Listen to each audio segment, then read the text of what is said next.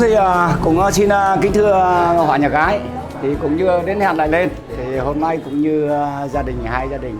các cháu cũng đã đến kỳ thì hôm nay là gia đình nhà trai tôi là có mợ nó phải đến báo cáo với gia đình nhà trai là con Địa Châu để xin phép cho gia đình nhà trai bố trí thu xếp để cho xin cháu Minh Anh về làm dâu trong nhà thì cũng xin ý kiến với các cụ để phận sự như ý thì mong các cụ là ra có gì để trao đổi rồi thông cảm cho gia đình. Kính đại gia đình nhà trai và nhất là hai bên đại gia đình nhà trai họ gái chúng ta, hôm nay là cái ngày mà rồi thì đúng là ngày lành tháng đẹp mà tất cả các cái thủ tục thì như thế là hai bên đại gia đình ta là làm qua từng bước một, rồi bước đây là bước cuối cùng. Đại gia đình nhà trai ta đến để xin con mình làm dâu về làm con cũng là làm một thành viên mới cho đại gia đình Hà Nội người ta. Và trước khi hai bên đại gia đình của ta về đoàn tụ cho hai con về đoàn tụ cùng đại gia đình Hà Nội thì tôi đại diện cho đại gia đình gái Đồng Hồ nguyện xin Chúa chúc lành cho hai bên đại gia đình trên bước đường đi, cũng như biết là nước mừng về tất cả mọi sự trong diễn tiết trong ngày hôm nay đều là thành công tốt đẹp trong tay Chúa. Một lần nữa tôi xin cảm ơn.